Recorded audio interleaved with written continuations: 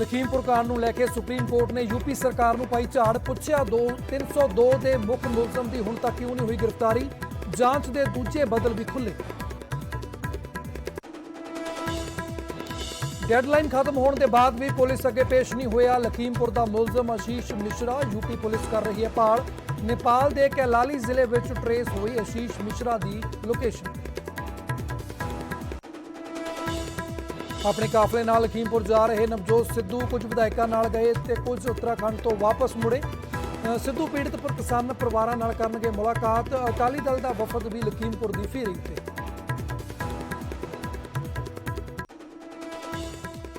कांग्रेस ने हिमाचल लिए अपने स्टार प्रचारक की लिस्ट की जारी। लिस्ट में मुख्यमंत्री चरणजीत चन्नी, नवजोत सिद्धू ते गुरकीरत कोटली का नाम।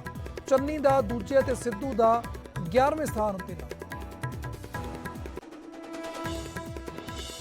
एलनाबाद उपचोण लई इनैलो वल्लों अबे चौटाला ने भरिया परचा। नामजदगी का भरन का अज आखिरी दिन है। 30 अक्तूबर को होगी वोटिंग।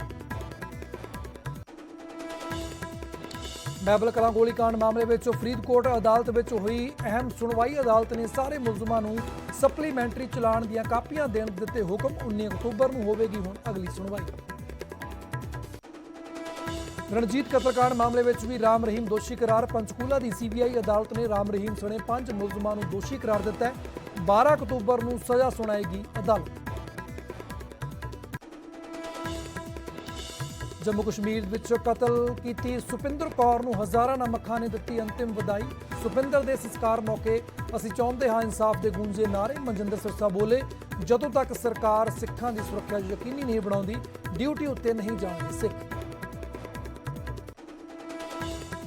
गुजरात में जब्त हुई 3000 किलो हैरोइन केस के अनवर मसीह नाल जुड़े तार। NIA ने मसीह के अमृतसर स्थित घर उत्ते मारी रेड। पिछले साल मसीह की किराए ते कोठी विचों मिली सी 194 किलो हैरोइन।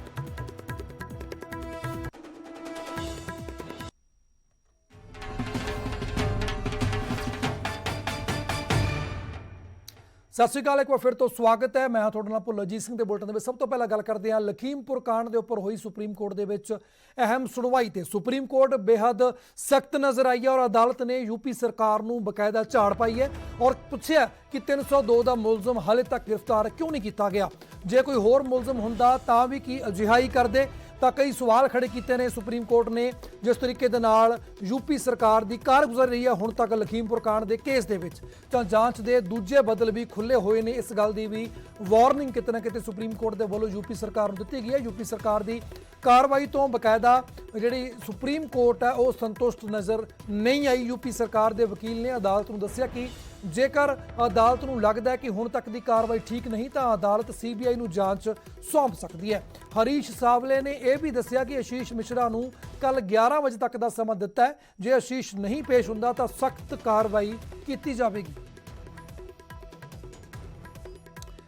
लखीमपुर कांड उत्ते सुप्रीम कोर्ट सख्त नज़र आया और यूपी सरकार नूं बकायदा झाड़ पाई गई है और असीं हुण तक की कार्रवाई तो संतुष्ट नहीं आ। यह जिक्र किया सुप्रीम कोर्ट ने। तो उधर DGP नूं यूपी के DGP नूं यकीन दिवाउण कि जिहड़े सबूत ने वो सुरक्षित रहणगे। तां किते ना किते जिहड़े सबूत ने इस जांच नाल संबंधित उन्होंने खुरद पुरद भी किया जा सकता है। इस चीज़ की भी जिहड़ी मंशा जिहड़ा शक है वो किते ना किते जाहिर किया सुप्रीम कोर्ट ने। तो DGP नूं निर्देश जारी किए हैं कि सबूतों की सुरक्षा नूं यकीनी बनाया जाए और दूसरी एजेंसी के जिहड़ा केस संभालण तक जिहड़े सबूत ने वो बकायदा सुरक्षित रहने चाहिए ने। जिस तरह नाल जांच चल रही है उसदे विच गंभीरता नहीं दिखती और 302 का केस होण उत्ते भी मुलजम की गिरफ्तारी आखिर क्यों नहीं की गई तो किते ना किते असंतुष्ट नज़र आ रही है सुप्रीम कोर्ट हुण तक की कारगुजारी तो। जिस तरीके का रवैया इस केस के प्रति यूपी सरकार का। इस खबर पर गलबात करते हैं, अपडेट लेने साडे सहयोगी सुशील पांडे जुड़ रहे हैं फोन लाइन पर। सुशील, तो लिहाजा सुप्रीम कोर्ट ने सख्त ताड़ना की और सख्त लहजे में पूछा भी है कि क्यों आखिर अब तक इस मामले में सुनवाई नहीं हुई और आरोपी को गिरफ्तार क्यों नहीं किया गया और क्या कुछ अपडेट है इस मामले में? आज देखिए, साफ तौर से उत्तर प्रदेश सरकार के द्वारा जो स्टेटस रिपोर्ट कोर्ट में दाखिल किया गया था उस स्टेटस रिपोर्ट से सुप्रीम कोर्ट संतुष्ट नहीं रहा। सुप्रीम कोर्ट ने कहा कि जिस तरह इस पूरे मामले में मुख्य अभियुक्त के खिलाफ तमाम गंभीर मुकदमे दर्ज हैं, उनके खिलाफ कार्रवाई करने के लिए यूपी सरकार की तरफ से जो कार्रवाई करनी चाहिए थी वो देखने को नहीं मिल रही है।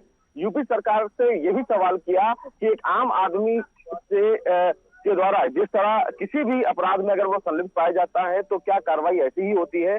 कोर्ट ने यह भी कहा कि यूपी सरकार को एक जिम्मेदार सरकार और जिम्मेदार अधिकारियों के तरह पेश आना चाहिए और इस पूरे मामले की जांच को आगे बढ़ाना चाहिए। वहीं सुप्रीम कोर्ट फिलहाल यूपी के डीजीपी को यह आदेश दिया है कि इस मामले से जुड़े सभी जो एविडेंस है उनको सुरक्षित रखा जाए। वहीं सुप्रीम कोर्ट ने यह भी संकेत दिया है कि इस मामले को जांच के लिए सुप्रीम कोर्ट किसी और भी एजेंसी को ट्रांसफर कर सकता है। तो इन तमाम मामले को लेकर फिलहाल सुप्रीम कोर्ट ने एक स्पष्ट रूप से कहा है कि उत्तर प्रदेश सरकार इस मामले में जिम्मेदारी से आगे कार्रवाई को लेकर आगे बढ़े और वहीं साथ ही साथ ये कहा है कि सुप्रीम कोर्ट में जो उत्तर प्रदेश सरकार ने स्टेटस रिपोर्ट दाखिल किया था उस स्टेटस रिपोर्ट से वो संतुष्ट नहीं है।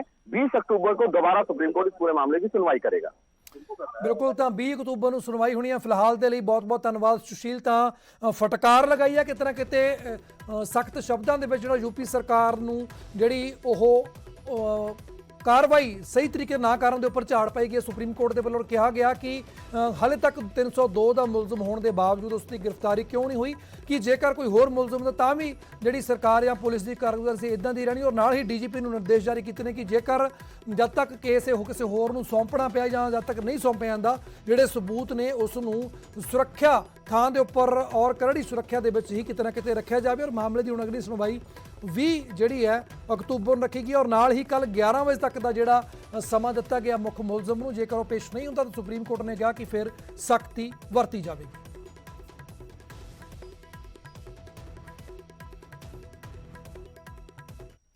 ਤਾਂ ਉਧਰ ਪੁਲਿਸ ਸਾਹਮਣੇ ਹਾਲੇ ਤੱਕ ਪੇਸ਼ ਨਹੀਂ ਹੋਇਆ ਲਖੀਮਪੁਰ ਕਾਂਡ ਦਾ ਮੁੱਖ ਮੁਲਜ਼ਮ। ਤਾਂ ਅੱਜ ਸਵੇਰੇ 10 ਵਜੇ ਤੱਕ ਪੇਸ਼ ਹੋਣ ਦੇ ਦਿੱਤੇ ਸੀ ਆਦੇਸ਼। ਨੇਪਾਲ ਦੇ ਵਿੱਚ ਆਖਰੀ ਜਿਹੜੀ ਲੋਕੇਸ਼ਨ ਉਹ ਟਰੇਸ ਕੀਤੀ ਗਈ ਆਸ਼ੀਸ਼ ਮਿਸ਼ਰਾ ਦੀ ਲੋਕੇਸ਼ਨ। ਔਰ ਕੱਲ ਰਾਤ ਪੁਲਿਸ ਨੇ ਘਰ ਦੇ ਬਾਹਰ ਇੱਕ ਅਦਾਲਤ ਜਿਹੜਾ ਨੋਟਿਸ ਚਿਪਕਾ ਦਿੱਤਾ ਸੀ। ਔਰ ਕੇਂਦਰੀ ਗ੍ਰਹਿ ਰਾਜ ਮੰਤਰੀ ਦਾ ਬੇਟਾ ਹੈ ਆਸ਼ੀਸ਼ ਮਿਸ਼ਰਾ, ਜਿਸ ਦੀ ਕਿ ਪੁਲਿਸ ਨੂੰ ਭਾਲ ਹੈ। ਔਰ ਕ੍ਰਾਈਮ ਬ੍ਰਾਂਚ ਨੂੰ ਨੇਪਾਲ ਦੇ ਵਿੱਚ ਆਸ਼ੀਸ਼ ਮਿਸ਼ਰਾ ਦੀ ਲੋਕੇਸ਼ਨ ਮਿਲੀ ਸੀ। ਨੇਪਾਲ ਦੇ ਇੱਕ ਜ਼ਿਲ੍ਹੇ ਦੇ ਵਿੱਚ ਜਿਹੜੀ ਆਖਰੀ ਲੋਕੇਸ਼ਨ ਹੈ ਉਹ ਆਸ਼ੀਸ਼ ਦੀ ਟਰੇਸ ਕੀਤੀ ਗਈ ਸੀ। ਕਾਬਲੇ ਗੌਰ ਹੈ ਕਿ ਇੱਕ ਕੇਂਦਰੀ ਗ੍ਰਹਿ ਰਾਜ ਮੰਤਰੀ ਦਾ ਬੇਟਾ ਹੈ ਆਸ਼ੀਸ਼ ਮਿਸ਼ਰਾ, ਜਿਹਨੂੰ ਕਿ ਮੁੱਖ ਮੁਲਜ਼ਮ ਦੱਸਿਆ ਜਾ ਰਿਹਾ। 302 ਦਾ ਪਰਚਾ ਵੀ ਉਸ ਦੇ ਉੱਪਰ ਜਿਹੜਾ ਕਿ ਹਲੇ ਵੀ ਪੁਲਿਸ ਦੀ ਗ੍ਰਿਫਤ ਤੋਂ ਬਾਹਰ ਚੱਲ ਰਿਹਾ। ਔਰ ਬਕਾਇਦਾ ਘਰ ਦੇ ਬਾਹਰ ਨੋਟਿਸ ਵੀ ਚਿਪਕਾ ਦਿੱਤਾ ਗਿਆ ਸੀ ਕਿ ਉਸ ਨੂੰ ਜਿਹੜਾ ਹੈ ਉਹ ਪੇਸ਼ ਕੀਤਾ ਜਾਵੇ। ਪਰ ਬਾਵਜੂਦ ਇਸ ਦੇ ਅੱਜ ਸਵੇਰੇ 10 ਵਜੇ ਤੱਕ ਜਿਹੜਾ ਸਮਾਂ ਸੀ ਉਹ ਵੀ ਬੀਤ ਗਿਆ, ਪਰ ਹਲੇ ਤੱਕ ਜਿਹੜਾ ਮੁਲਜ਼ਮ ਹੈ ਉਹ ਨਾ ਤਾਂ ਉਸਨੇ ਸਰੈਂਡਰ ਕੀਤਾ ਔਰ ਨਾ ਹੀ ਹਲੇ ਤੱਕ ਉਸ ਦੀ ਗ੍ਰਿਫਤਾਰੀ ਹੋ ਪਾਈ ਹੈ।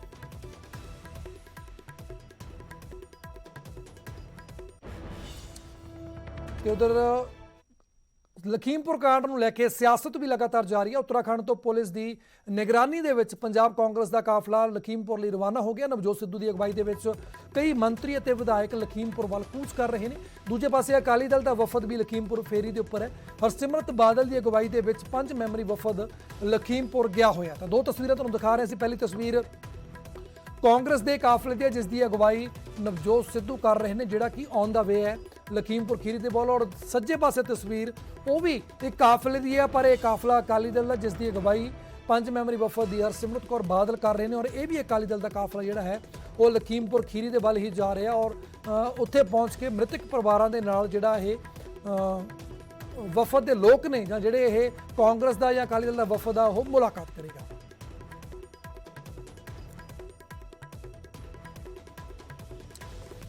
ਤਾਂ ਲਗਾਤਾਰ ਜਿੱਥੇ ਕਿ ਇਸ ਲਖੀਮਪੁਰ ਕਾਂਡ ਨੂੰ ਲੈ ਕੇ ਦੇਸ਼ ਵਿਆਪੀ ਰੋਸ ਪਾਇਆ ਜਾ ਰਿਹਾ, ਲੋਕ ਇਸ ਦਾ ਵਿਰੋਧ ਕਰ ਰਹੇ ਨੇ ਔਰ ਨਿੰਦਿਆ ਕਰ ਰਹੇ ਨੇ, ਤਾਂ ਦੂਸਰੇ ਪਾਸੇ ਸਿਆਸੀ ਧਿਰਾਂ ਵੀ ਕਿਤੇ ਨਾ ਕਿਤੇ ਸਿਆਸਤ ਕਰਨ ਤੋਂ ਜਾਂ ਫਿਰ ਕਹਿ ਦਈਏ ਕਿ ਆਪਣੇ ਵੱਲ ਕਿਤੇ ਨਾ ਕਿਤੇ ਖਿੱਚ ਵਧਾਉਣ ਦੀ ਜਿਹੜੀ ਕੋਸ਼ਿਸ਼ ਕੀਤੀ ਜਾ ਰਹੀ, ਜਿਸ ਦੇ ਚੱਲਦੇ ਕੱਲ ਤੋਂ ਹੀ ਜਿਹੜਾ ਨਵਜੋਤ ਸਿੱਧੂ ਦੀ ਅਗਵਾਈ ਦੇ ਵਿੱਚ ਕਾਂਗਰਸ ਦਾ ਕਾਫਲਾ ਰਵਾਨਾ ਹੋਇਆ ਸੀ, ਹਲੇ ਵੀ ਕਿਤੇ ਨਾ ਕਿਤੇ ਆਪਣੀ ਮੰਜ਼ਿਲ ਲਖੀਮਪੁਰ ਤੱਕ ਨਹੀਂ ਪਹੁੰਚਿਆ। ਔਨ ਦਾ ਵੇ ਆ ਕਾਫਲਾ। ਲਗਾਤਾਰ ਤੁਹਾਨੂੰ ਅਸੀਂ ਸ਼ਾਰਟਸ ਅਪਡੇਟ ਵੀ ਦਿਖਾ ਰਹੇ ਹਾਂ। ਔਰ ਇਸੇ ਤਰੀਕੇ ਦੇ ਨਾਲ ਅੱਜ ਜਿਹੜਾ ਹਰਸਿਮਰਤ ਕੌਰ ਬਾਦਲ ਦੀ ਅਗਵਾਈ ਦੇ ਵਿੱਚ ਜਿਹੜਾ ਸ਼੍ਰੋਮਣੀ ਅਕਾਲੀ ਦਲ ਦਾ ਕਾਫਲਾ ਹੈ ਉਹ ਵੀ ਇਸ ਵੇਲੇ ਯੂਪੀ ਦੇ ਬਾਏ ਰੋਡ ਜਿਹੜਾ ਹੈ ਉਹ ਲਖੀਮਪੁਰ ਦੇ ਵੱਲ ਜਾ ਰਿਹਾ। ਤਾਂ ਕਿਤੇ ਨਾ ਕਿਤੇ ਸਿਆਸੀ ਧਿਰਾਂ ਇਸ ਕਿਉਂਕਿ ਕਿਸਾਨੀ ਨਾਲ ਜੁੜਿਆ ਹੈ ਮੁੱਦਾ ਔਰ ਕਿਸਾਨੀ ਜਿਹੜਾ ਪ੍ਰਧਾਨ ਸੂਬਾ ਹੈ ਪੰਜਾਬ, ਤਾਂ ਇਸ ਚੀਜ਼ ਨੂੰ ਧਿਆਨ ਦੇ ਵਿੱਚ ਰੱਖਦੇ ਹੋਏ ਕਿਤੇ ਨਾ ਕਿਤੇ ਸਿਆਸੀ ਧਿਰਾਂ ਵੀ ਆਪਣੀ ਪਾਰਟੀ ਦੇ ਪ੍ਰਤੀ ਔਰ ਕਿਤੇ ਨਾ ਕਿਤੇ ਇੱਕ ਸਿਆਸੀ ਮਕਸਦ ਦੇ ਲਈ ਵੀ ਕਿਤੇ ਨਾ ਕਿਤੇ ਪਹਿਲੇ ਦਿਨ ਤੋਂ ਹੀ ਇਸ ਮੁੱਦੇ ਨੂੰ ਲੈ ਕੇ ਕਿਤੇ ਨਾ ਕਿਤੇ ਸਿਆਸਤ ਵੀ ਕਰਵਾਉਂਦੀ ਨਜ਼ਰ ਆਈ। ਉਹ ਜਿਹੇ ਦੇ ਵਿੱਚ ਹੀ ਸਾਰੀਆਂ ਹੀ ਸਿਆਸੀ ਧਿਰਾਂ, ਚਾਹੇ ਉਹ ਕਿਸੇ ਵੀ ਪਾਰਟੀ ਦੇ ਲੋਕ ਹੋਣ, ਨੁਮਾਇੰਦੇ ਹੋਣ, ਆਗੂ ਹੋਣ, ਪ੍ਰਧਾਨ ਹੋਣ, ਕਿਤੇ ਨਾ ਕਿਤੇ ਲਖੀਮਪੁਰ ਤੱਕ ਪਹੁੰਚ ਬਣਾਉਣ ਦੀ ਕੋਸ਼ਿਸ਼ ਉਹਨਾਂ ਵੱਲੋਂ ਕੀਤੀ ਜਾ ਰਹੀ ਹੈ। ਤਾਂ ਲਖੀਮਪੁਰ ਕਾਂਡ ਨੂੰ ਲੈ ਕੇ ਜਿਹੜੀ ਇਹ ਪੂਰੀ ਸਿਆਸਤ ਵੀ ਚੱਲ ਰਹੀ ਹੈ। ਔਰ ਉਧਰ ਕਾਂਗਰਸ ਦੇ ਸਟਾਰ ਪ੍ਰਚਾਰਕਾਂ ਦੀ ਸੂਚੀ ਜਿਹੜੀ ਉਹ ਜਾਰੀ ਕਰ ਦਿੱਤੀ ਹੈ। ਹਿਮਾਚਲ ਦੇ ਲਈ ਇਹ ਸੂਚੀ ਜਾਰੀ ਕੀਤੀ ਗਈ ਹੈ, ਜਿਸ ਦੇ ਵਿੱਚ ਖਾਸ ਤੌਰ ਦੇ ਉੱਪਰ ਪੰਜਾਬ ਦੀ ਜੇਕਰ ਗੱਲ ਕੀਤੀ ਜਾਵੇ ਤਾਂ ਪੰਜਾਬ ਤੋਂ ਚਰਨਜੀਤ ਚੰਨੀ ਮੁੱਖ ਮੰਤਰੀ ਪੰਜਾਬ ਨੇ, ਜਿਹੜੇ ਕਿ ਨਵਜੋਤ ਸਿੰਘ ਸਿੱਧੂ ਤੇ ਗੁਰਕੀਰਤ ਕੋਟਲੀ ਦਾ ਜਿਹੜਾ ਨਾਮ ਹੈ ਉਹ ਸਟਾਰ ਪ੍ਰਚਾਰਕ ਲਿਸਟ ਦੇ ਵਿੱਚ ਸ਼ਾਮਲ ਕੀਤਾ ਗਿਆ। ਜੇਕਰ ਲਿਸਟ ਦੀ ਗੱਲ ਕੀਤੀ ਜਾਵੇ ਤਾਂ ਦੂਸਰੇ ਨੰਬਰ ਦੇ ਉੱਪਰ ਚੰਨੀ ਦਾ ਨਾਮ ਹੈ ਔਰ ਕੋਟਲੀ 10ਵੇਂ ਨੰਬਰ ਤੇ ਨੇ, ਜਦਕਿ ਸਿੱਧੂ ਦਾ ਨਾਮ 11ਵੇਂ ਨੰਬਰ ਦੇ ਉੱਪਰ ਰੱਖਿਆ ਗਿਆ। ਔਰ ਹਿਮਾਚਲ ਦੇ ਵਿੱਚ ਤੁਹਾਨੂੰ ਦੱਸ ਦਈਏ ਕਿ ਜ਼ਿਮਨੀ ਚੋਣਾਂ ਹੋ ਰਹੀਆਂ ਨੇ, ਜਿਸ ਮੁਤਲਕ ਸਟਾਰ ਪ੍ਰਚਾਰਕਾਂ ਦੀ ਡਿਊਟੀ ਲਗਾਈ ਗਈ ਹੈ। ਉਸ ਦੇ ਵਿੱਚ ਪੰਜਾਬ ਤੋਂ ਮੁੱਖ ਮੰਤਰੀ ਚੰਨੀ ਸਮੇਤ ਨਵਜੋਤ ਸਿੰਘ ਸਿੱਧੂ ਤੇ ਗੁਰਕੀਰਤ ਕੋਟਲੀ ਇਹਨਾਂ 3 ਬੰਦਿਆਂ ਦਾ ਨਾਮ ਦਰਜ ਹੈ। ਔਰ ਚੰਨੀ ਦਾ ਨਾਮ ਲਿਸਟ ਵਿੱਚ ਦੂਸਰੇ ਨੰਬਰ ਤੇ ਹੈ, ਗੁਰਕੀਰਤ ਕੋਟਲੀ 10ਵੇਂ ਤੇ ਔਰ ਨਵਜੋਤ ਸਿੱਧੂ ਦਾ 11ਵੇਂ ਨੰਬਰ ਦੇ ਉੱਪਰ ਨਾਮ ਰੱਖਿਆ ਗਿਆ ਹੈ।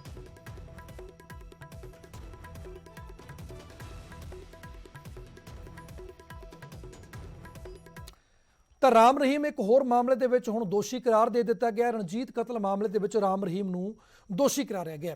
ਸੀਬੀਆਈ ਦੀ ਅਦਾਲਤ ਨੇ ਰਾਮ ਰਹੀਮ ਸਣੇ 5 ਮੁਲਜ਼ਮਾਂ ਨੂੰ ਦੋਸ਼ੀ ਕਰਾਰ ਦਿੱਤਾ ਔਰ ਡੇਰੇ ਦਾ ਸਾਬਕਾ ਮੈਨੇਜਰ ਸੀ ਰਣਜੀਤ ਸਿੰਘ 12 ਅਕਤੂਬਰ ਨੂੰ ਸਾਰੇ ਦੋਸ਼ੀਆਂ ਨੂੰ ਹੁਣ ਜਿਹੜੀ ਅਦਾਲਤ ਹੈ ਉਹ ਸਜ਼ਾ ਸੁਣਾਏਗੀ। ਮਾਮਲੇ ਦੇ ਵਿੱਚ ਰਾਮ ਰਹੀਮ ਤੋਂ ਇਲਾਵਾ ਕ੍ਰਿਸ਼ਨ ਲਾਲ, ਸਬਦਿਲ ਅਵਤਾਰ ਅਤੇ ਜਸਵੀਰ ਨੂੰ ਦੋਸ਼ੀ ਕਰਾਰ ਦਿੱਤਾ ਗਿਆ ਹੈ, ਜਦੋਂ ਕਿ ਇੱਕ ਹੋਰ ਮੁਲਜ਼ਮ ਇੰਦਰ ਸੈਨ ਦੀ ਪਹਿਲਾਂ ਹੀ ਮੌਤ ਹੋ ਚੁੱਕੀ ਹੈ।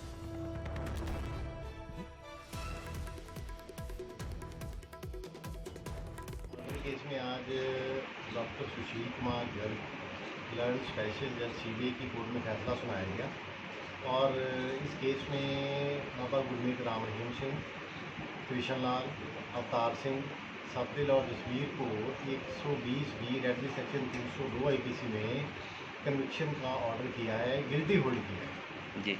और जो सेंटेंस की अनाउंसमेंट होगी वो 12 तारीख को मंगलवार को सुबह 10 बजे। ये मामला चालान जो इस केस में पेश हुआ था वो 2007 में पेश हुआ था जी। और क्योंकि दूसरे केसेस की जो पहले डिसाइड हुए हैं उनकी ट्रायल भी साइमल्टेनियसली चल रही थी, तो इसका फैसला आज किया गया है कोर्ट की तरफ से। तो अब आगे जो आने वाली तारीख कब निर्धारित की है सजा का? 12 तारीख मंगलवार की डेट फिक्स की गई है फॉर प्रोनाउंसमेंट ऑफ क्वांटम। सजा कितनी है इनको देंगे। तो जिन्हें सजा सुनाई जाएगी क्या राम रहीम को यहाँ पेश होना होगा या किस तरह से कोई ऐसा है अभी? मेरे ख्याल से तो कोर्ट वीडियो कॉन्फ्रेंसिंग के जरिए ही इनको वहाँ पे सजा सुनाएगी जी, क्योंकि सिक्योरिटी का जो मैटर है वो इन्वॉल्व है इस केस में। सो इसलिए उम्मीद यही है कि उनको वीडियो कॉन्फ्रेंसिंग के जरिए ही सजा सुनाएगी। मैं सबसे पहले जुडिशरी को धन्यवाद देना चाहूँगी कि उन्होंने आखिरकार फिर से एक बार न्याय का साथ दिया और सत्य की जीत हुई है। और मैं कल्पना कर सकती हूँ और मैं पूरा मुझे अंदाज़ा है कि दिवंगत रंजीत सिंह के परिवार को किस तरह से महसूस हो रहा होगा। 2002 में ही रंजीत सिंह की भी हत्या करवाई गई राम रहीम द्वारा और इतना लंबा समय जो था वो पेन में गुजरा और न्याय के इंतज़ार में उस परिवार ने गुजारा। तो ऐसा ही समय हमारे परिवार ने भी देखा है। तो मुझे पूरा यकीन है कि परिवार काफ़ी इस समय सुकून में होगा। मेरे पिताजी की हत्या और रंजीत सिंह की हत्या लगभग कुछ महीनों के अंतर में हुई। इनफैक्ट उसके बाद भी जो राम रहीम का ये इस तरह के जुर्मों की जो दास्ता है वो चलती रही, लेकिन ये काफ़ी सुकून की बात है कि उनके राम रहीम के सलाखों के पीछे जाने के बाद अब जो परिवार हैं वो ਉਧਰ ਗੁਜਰਾਤ ਦੇ ਵਿੱਚ ਫੜੀ ਗਈ 3000 ਕਿਲੋ ਹੈਰੋਇਨ ਦੇ ਮਾਮਲੇ ਦੇ ਵਿੱਚ ਅੰਮ੍ਰਿਤਸਰ ਦੇ ਅਨਵਰ ਮਸੀਦ ਦੇ ਨਾਲ ਹੁਣ ਉਸਦੇ ਤਾਰ ਜੁੜਦੇ ਨਜ਼ਰ ਆ ਰਹੇ ਨੇ। ਐਨਆਈਏ ਦੀ ਟੀਮਾਂ ਨੇ ਅਨਵਰ ਦੇ ਘਰ ਦੇ ਉੱਪਰ ਰੇਡ ਵੀ ਕੀਤੀ ਹੈ। ਅਨਵਰ ਦੇ ਅੰਮ੍ਰਿਤਸਰ ਵਾਲੇ ਘਰ ਦੇ ਵਿੱਚ ਇਹ ਰੇਡ ਕੀਤੀ ਗਈ ਹੈ। ਤਾਂ ਕਾਬਿਲੇ ਗੌਰ ਹੈ ਕਿ 2020 ਦੇ ਵਿੱਚ ਵੀ ਅਨਵਰ ਦੀ ਕਿਰਾਏ ਦੀ ਕੋਠੀ ਜਿਹੜੀ ਦਿੱਤੀ ਹੋਈ ਸੀ ਉਸਨੇ ਉਸ ਦੇ ਵਿੱਚੋਂ 194 ਕਿਲੋ ਹੈਰੋਇਨ ਬਰਾਮਦ ਕੀਤੀ ਗਈ ਸੀ। ਸਾਬਕਾ ਅਕਾਲੀ ਆਗੂ ਹਨ ਅਨਵਰ ਮਸੀਹ ਦੇ ਉੱਪਰ ਕਿਤੇ ਨਾ ਕਿਤੇ ਫਿਰ ਤੋਂ ਸ਼ਿਕੰਜਾ ਕੱਸਦਾ ਜਾ ਰਿਹਾ ਹੈ। ਐਨਆਈਏ ਦੀ ਟੀਮ ਦੇ ਵੱਲੋਂ ਉਹਨਾਂ ਦੇ ਘਰ ਦੇ ਉੱਪਰ ਅੰਮ੍ਰਿਤਸਰ ਸਥਿਤ ਰੇਡ ਕੀਤੀ ਗਈ ਹੈ ਔਰ ਜਿਹੜੀ 3000 ਕਿਲੋ ਹੈਰੋਇਨ ਜਿਹੜਾ ਨਾਲ ਜੁੜਿਆ ਹੋਇਆ ਮਾਮਲਾ ਜਿਹੜੀ ਕਿ ਗੁਜਰਾਤ ਦੇ ਵਿੱਚ ਫੜੀ ਗਈ ਸੀ, ਉਸ ਮੁਤਲਕ ਐਨਆਈਏ ਦੀ ਟੀਮਾਂ ਦੇ ਵੱਲੋਂ ਰੇਡ ਕੀਤੀ ਗਈ ਅਨਵਰ ਮਸੀਹ ਦੇ ਘਰ ਦੇ ਉੱਪਰ। ਕਾਬਿਲੇ ਗੌਰ ਹੈ ਕਿ ਸਾਬਕਾ ਅਕਾਲੀ ਆਗੂ ਨੇ ਅਨਵਰ ਮਸੀਹ ਔਰ 2020 ਦੇ ਵਿੱਚ ਅਨਵਰ ਮਸੀਹ ਦੀ ਜਿਹੜੀ ਕੋਠੀ ਇਸਨੇ ਕਿਰਾਏ ਦੇ ਉੱਪਰ ਦਿੱਤੀ ਹੋਈ ਸੀ ਉਸ ਦੇ ਵਿੱਚੋਂ ਵੀ 194 ਕਿਲੋ ਹੈਰੋਇਨ ਬਰਾਮਦ ਕੀਤੀ ਗਈ ਸੀ।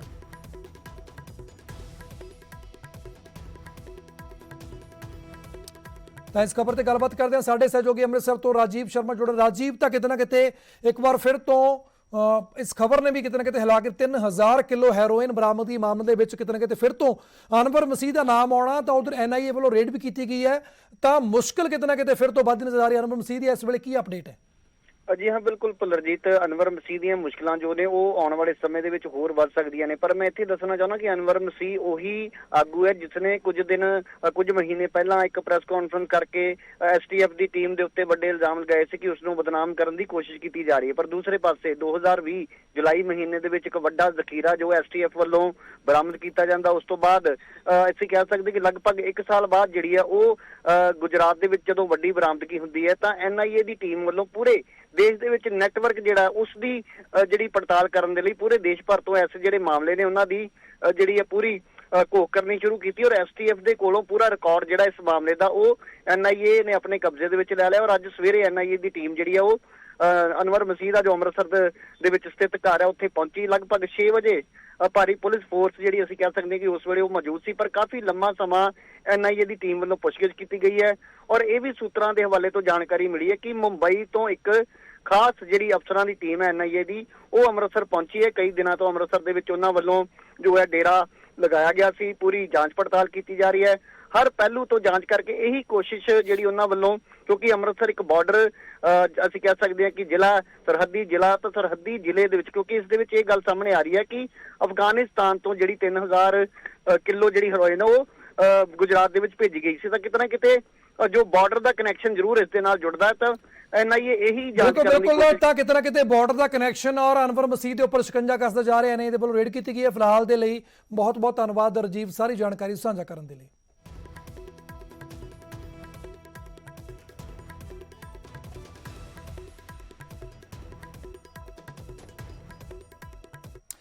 ਤਾਂ ਉਧਰ ਲਖੀਮਪੁਰ ਕਾਂਡ ਨੂੰ ਲੈ ਕੇ ਵੱਡੀ ਖਬਰ ਆ ਰਹੀ ਹੈ। ਕੇਂਦਰੀ ਮੰਤਰੀ ਅਜੇ ਮਿਸ਼ਰਾ ਦੇ ਘਰ ਦੂਸਰਾ ਨੋਟਿਸ, ਜੀ ਹਾਂ ਪਹਿਲੇ ਨੋਟਿਸ ਤੋਂ ਬਾਅਦ ਹੁਣ ਅੱਜ ਦੂਸਰਾ ਨੋਟਿਸ ਚਿਪਕਾ ਦਿੱਤਾ ਗਿਆ। ਪੁਲਿਸ ਨੇ ਘਰ ਦੇ ਬਾਹਰ ਇਹ ਨੋਟਿਸ ਨੂੰ ਚਿਪਕਾ ਦਿੱਤਾ ਹੈ। ਕੱਲ ਤੱਕ ਪੁਲਿਸ ਸਾਹਮਣੇ ਪੇਸ਼ ਹੋਣ ਲਈ ਕਿਹਾ ਗਿਆ ਹੈ। ਅੱਜ ਪੁਲਿਸ ਸਾਹਮਣੇ ਪੇਸ਼ ਨਹੀਂ ਹੋਏ ਆਸ਼ੀਸ਼ ਮਿਸ਼ਰਾ, ਤਾਂ ਜਿਹੜੇ ਕਿ ਮੰਤਰੀ ਦੇ ਪੁੱਤਰ ਨੇ ਆਸ਼ੀਸ਼ ਮਿਸ਼ਰਾ, ਜਿਹੜੇ ਕਿ ਹਾਲੇ ਤੱਕ ਸ਼ਾਮਿਲ ਨਹੀਂ ਹੋਏ। ਤਾਂ ਦੂਸਰਾ ਨੋਟਿਸ ਵੀ ਜਿਹੜਾ ਅਜੇ ਮਿਸ਼ਰਾ ਜਿਹੜੇ ਕਿ ਸੰਸਦ ਨੇ ਔਰ ਗ੍ਰਹਿ ਰਾਜ ਮੰਤਰੀ ਵੀ ਨੇ ਉਹਨਾਂ ਦੇ ਘਰ ਦੇ ਬਾਹਰ ਚਿਪਕਾ ਦਿੱਤਾ ਗਿਆ। ਟੀਵੀ ਸਕਰੀਨ ਦੇ ਉੱਪਰ ਤੁਹਾਨੂੰ ਅਸੀਂ ਦਿਖਾ ਰਹੇ ਹਾਂ ਜਿਹੜਾ ਹੁਣ ਤੋਂ ਥੋੜੀ ਦੇਰ ਪਹਿਲਾਂ ਹੀ ਦੂਜਾ ਨੋਟਿਸ ਵੀ ਚਿਪਕਾਇਆ ਗਿਆ। ਉਸਦੇ ਪੁੱਤਰ ਦਾ ਨਾਮ ਜਿਹੜਾ ਮੁੱਖ ਮੁਲਜ਼ਮ ਹੈ 302 ਦਾ ਨਾਮ ਦੇ ਉੱਪਰ ਪਰਚਾ FIR ਹੋਈ ਹੈ, ਤਾਂ ਉਸ ਨੂੰ ਪੇਸ਼ ਕਰਨ ਦੇ ਲਈ ਕੱਲ ਤੱਕ ਦਾ ਸਮਾਂ ਦਿੱਤਾ ਗਿਆ ਹੈ।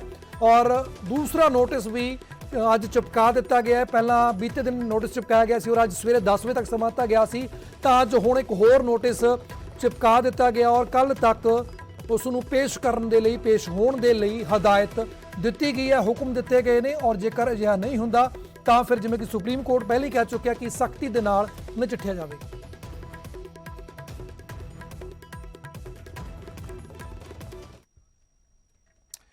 ਤੇ ਉਧਰ ਸੁਪਿੰਦਰ ਕੌਰ ਨੂੰ ਹਜ਼ਾਰਾਂ ਨਮਕਾਂ ਦੇ ਨਾਲ ਅੰਤਿਮ ਵਿਦਾਈ ਦਿੱਤੀ ਗਈ ਹੈ। ਸੁਪਿੰਦਰ ਦੇ ਸੰਸਕਾਰ ਮੌਕੇ ਇਨਸਾਫ ਦੇ ਜਿਹੜੇ ਨਾਰੇ ਸੀ ਉਹ ਗੂੰਜੇ ਔਰ ਨਾਰੇ ਦੇ ਵਿੱਚ ਕਿਹਾ ਜਾ ਰਿਹਾ ਸੀ ਕਿ ਅਸੀਂ ਇਨਸਾਫ ਚਾਹੁੰਦੇ ਹਾਂ। ਤਾਂ ਨਮ ਅੱਖਾਂ ਦੇ ਨਾਲ ਉਸ ਨੂੰ ਅੰਤਿਮ ਵਿਦਾਈ ਦਿੱਤੀ ਗਈ ਔਰ ਸ਼੍ਰੀਨਗਰ ਦੇ ਵਿੱਚ ਅੱਤਵਾਦੀਆਂ ਨੇ ਕੀਤਾ ਸੀ ਸੁਪਿੰਦਰ ਦਾ ਕਤਲ। ਔਰ ਜੰਮੂ ਕਸ਼ਮੀਰ ਵਿੱਚ ਸਿੱਖਾਂ ਦੀ ਸੁਰੱਖਿਆ ਦੇ ਉੱਪਰ ਬੋਲੇ ਨੇ ਮਨਜਿੰਦਰ ਸਿਰਸਾ। ਉਹਨਾਂ ਨੇ ਕਿਹਾ ਕਿ ਸਿੱਖਾਂ ਦੀ ਸੁਰੱਖਿਆ ਨੂੰ ਯਕੀਨੀ ਬਣਾਵੇ ਸਰਕਾਰ, ਇਸ ਗੱਲ ਦਾ ਜ਼ਿਕਰ ਕੀਤਾ ਸਿਰਸਾ ਨੇ। ਔਰ ਉਹਨਾਂ ਨੇ ਕਿਹਾ ਕਿ ਸੁਰੱਖਿਆ ਗਰੰਟੀ ਨਹੀਂ ਤਾਂ ਦਫ਼ਤਰ ਦੇ ਵਿੱਚ ਸਿੱਖ ਕੰਮ ਕਰਨ नहीं चाहेंगे। ये एक बहुत बड़ी दहशतगर्दी की घटना है जिसने सारे वैली के अंदर, सिखों के अंदर एक बहुत बड़ा दहशत का माहौल खड़ा किया है। 2000 में भी चित्ती सिंहपुरा में इसी तरह 35 लोगों का कत्लेआम किया गया और ऐसा लग रहा है कि जैसे हमें स्केप गोट की तरीके से वहां डाल दिया गया हो। आज सारी डिस्ट्रिक्ट गुरुद्वारा कमेटीज ने, दिल्ली सिख गुरुद्वारा मैनेजमेंट कमेटी ने, सिख एम्प्लॉयज़ फोरम ने मिलकर ये फैसला लिया है हम लोगों ने कि ये एम्प्लॉयज़ तब तक काम पर नहीं जाएंगे जब तक सरकार इनकी सुरक्षा की गारंटी नहीं लेती। तब तक कोई भी सिख एम्प्लॉय जो वैली के अंदर है, श्रीनगर में, जम्मू कश्मीर में, वो तब तक अपने काम पर नहीं जाएगा जब तक उनकी सुरक्षा की जिम्मेवारी सरकार। ਤਾਂ ਫਿਲਹਾਲ ਇੱਥੇ ਵੇਲਾ ਹੋ ਚੱਲਿਆ ਕਿ ਛੋਟੇ ਜਿਹੇ ਬ੍ਰੇਕ ਦਾ, ਪਰ ਖਬਰਾਂ ਜਾਰੀ ਨਹੀਂ, ਤੁਸੀਂ ਬਣੇ ਰਹੋ ਸਾਡੇ ਨਾਲ।